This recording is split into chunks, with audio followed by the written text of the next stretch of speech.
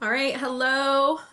Welcome to your week 11 learning, or week 12. My goodness, your week 12 learning module. I just wanted to post a couple of updates and let you know kind of where we're at on a couple of things. So, with your week 12 learning module, there are just a couple of things that I do want to highlight so that you know moving into those materials what to expect. I would say the biggest thing is understanding the assignment that's centered around the ethics of what we eat and what entails that specific discussion board. So let's go through the weekly checklist really fast, and then I will walk you through that specific assignment around debating basically the ethics around eating meat. So within your week 12 learning module, you still have your discussion board just like normal. So you'll be reading chapter 17, which does talk about the ethics of eating animals. So it is a great tie-in, some of the activities that you'll be completing for your week 12 learning module. You also will be watching this video from Temple Grandin. She is an animal science professor at Colorado State University, and some of you might know who she is. She is really well known for really changing the industry.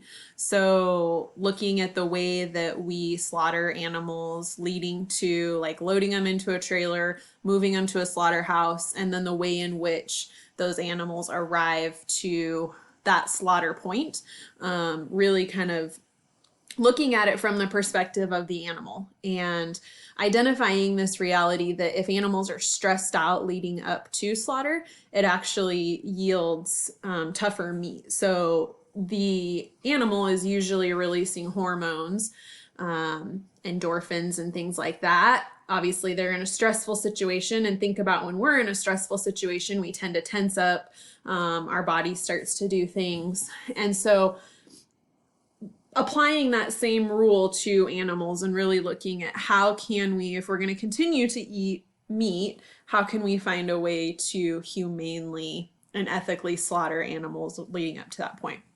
You'll notice that I do highlight here in red that the video is graphic.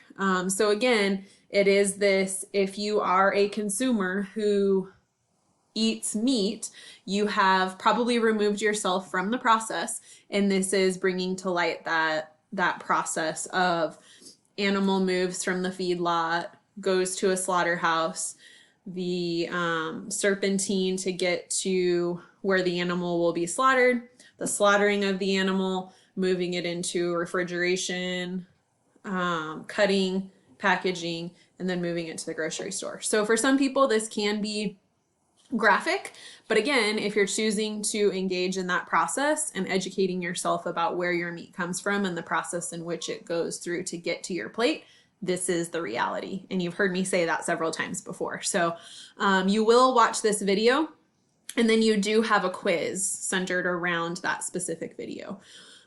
So that will be your component for those two things. And then your QUID outcome this week is utilizing groups in Blackboard and really kind of keeping with the theme of this idea around the ethical treatment of animals. And so your task as you read through this is you've been assigned a role. So as you scroll down, you'll look at the table here, you'll find your name. You're either assigned the role that you're in favor of the ethical treatment of animals, so you'll have a green F by your name, or you've been assigned the role that you oppose the ethical treatment of animals, which means you have a red O assigned to your name. So you have been assigned roles. You've been placed into 5 different groups, so you'll see your name below the group that you've been assigned, and now it's your time to go out and find some information that supports your stance. So if you support the ethical treatment of animals, you may use Temple Grandin as maybe your springboard. You may use some groups out there that, while radical, probably do send the message that they believe in the ethical treatment of animals. So you'll look at things like PETA or something along those lines. So if you support the ethical treatment of animals, you support either the ethical slaughtering of animals or the ethical treatment of that animal leading up to slaughter. And some people may even go as extreme as to say, I am so in favor of the ethical treatment of animals that I choose not to consume animal products or use animal products. And that's my lifestyle and the reason why I'm choosing that. So if you're in favor, those would be some of the resources that I would probably use. If you are opposed to the ethical treatment of animals, I would encourage you to look at places like, well, just organizations that don't support the ethical treatment of animals. And so you will find that there are some groups out there, again, while radical, there's always radical groups on both sides of an issue, really feel like animals were placed here for our benefit.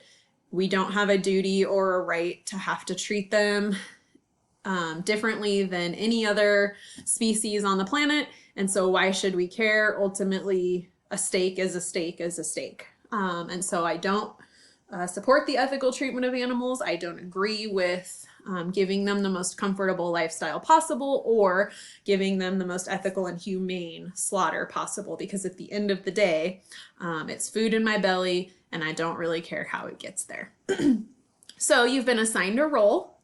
Again, I understand for probably a lot of you, you might be like, that is not how I feel, but this is to get you thinking about both sides of an issue and being able to articulate yourself in a way that is based off of what you can find, the information that you can find, and trying to maybe argue a stance that you otherwise would have never had the opportunity to actually argue or engage in.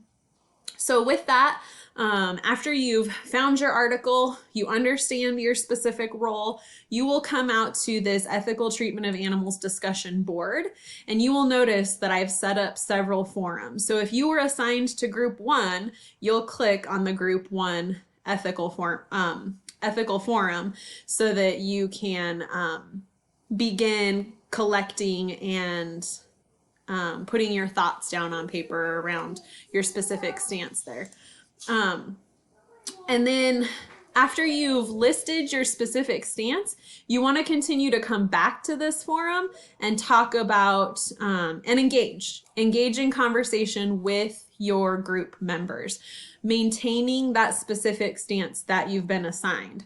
So when you go in and you have other group members that are also opposing the ethical treatment of animals, you may choose to be like, yeah, I agree with you, because that's how I feel as well. But when you see somebody that's in favor of the ethical treatment of animals, you may pose some questions that really question their stance and have them think more about why they've really stood solid on their specific stance, if that makes sense.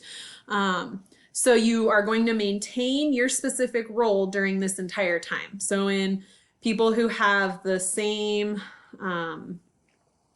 viewpoint as you, you'll acknowledge that and you'll be like, that's awesome, I agree with you. But then those other folks that don't have the same viewpoint as you do want to engage in a healthy debate discussion about why they're wrong, right? Based on their specific stance. So you will go through that group project together. Within your discussion boards, make sure you're replying to your peers within your specific group and engaging in some healthy debate throughout the week before week 12 is due next week. So it'll give you some time. I usually tell students you should really go out and find your article early and get it posted so that your peers have some time to actually go through and engage in that conversation with you, rather than waiting until the last minute and then hoping that everybody else was also waiting until the last minute and engaging in that process. So that is week 12. The only other thing that I want to remind you is, because we are missing this in-class component, you need to keep your eyes peeled. On the day that we would have normally met in class, I will send a Blackboard announcement, which will be posted in your Blackboard shell. And you'll also get an email within your student email letting you know what the task is for the week in order for you to get your attendance. And so your attendance is happening 2 ways. One is your discussion board, where you're replying to at least 3 of your peers. And then the second way is whatever is posted is your weekly exit ticket. And so you want to make sure that you go in. Most of those are set up as a survey, so it comes to me via Microsoft Forms. And then I can go through and collect all of your responses and then award your attendance points.